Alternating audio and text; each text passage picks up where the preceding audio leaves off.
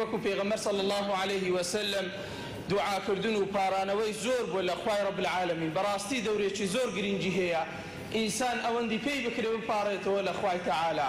لە ئەثەرێکدا هاتووە دەڵێ کاتێک ئینسانێکی کافر، ئینسانێکی بێدین لە خوای گەورە دەپارێتەوە، دەڵێ خوای گەورە فەرمێتە جبریل ئیشەکەی لۆ جێبەجێکە، حەزم لێ نییە گوێم لە دەنجی وەی بی.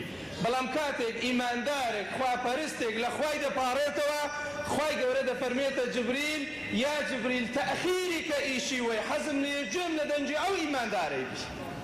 چەند خۆشە خوای گەورە حەزەکە گوێی لە دەنج و دوعای ئینسانی ئیماندار بێ. زۆر جار وەیە کەسێک دوعای دەکا، چەندە من دوعای دەکەم بەڵام خوا قبوڵی نەکردیە. خوا حەز دەکا گوێ لە دەنگت ڕابگری، ئەو دەنگە دواوی مینێتەوە. زۆر پیرۆز و مبارەکە ئینسان کاتێک خوای گەورە گوێ لە دەنجی ڕاگری. اینجا برا بەڕێزەکان بزانە خوای گەورە چۆن وەڵام نەداتەوە.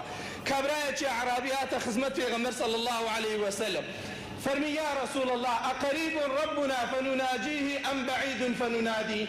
فەرمی یا رسول الله خوای گەورە نێزیکە بە سەبر هاواری کەینێ یان دوورە بە قەیم بانجی بکەین و هاوار بکەین؟ دەڵێ پێغەمبەری خوا صلی الله عليه وسلم هیچ قسەی نەکرد. خوای گەورە ئەو ئاەتەی نازل کرد. بزانە لەسەر قسەی ئەو پیاوە ئەو ئاەتە نازل بووە، وإذا سألك عبادي عني فإني قريب. تەمەشا ئاەتەکە کە چەند جوانە لەسەر قسەی ئەو کابرایە. وإذا سألك عبادي عني، ئەگەر بەندەکان لە منیان پرسی لە چێن دەرم، دوورم یان نێزیکم، پێیان بڵێ فإني قريب، ئەمن نێزیک.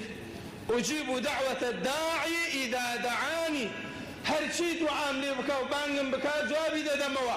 فليؤمنوا بي، ئەوجا با ئەوان ئیمان بینن، لەسەر ڕێگەی ڕاست بن، خوای گەورە جوابی شتەکانیان دەداتەوە.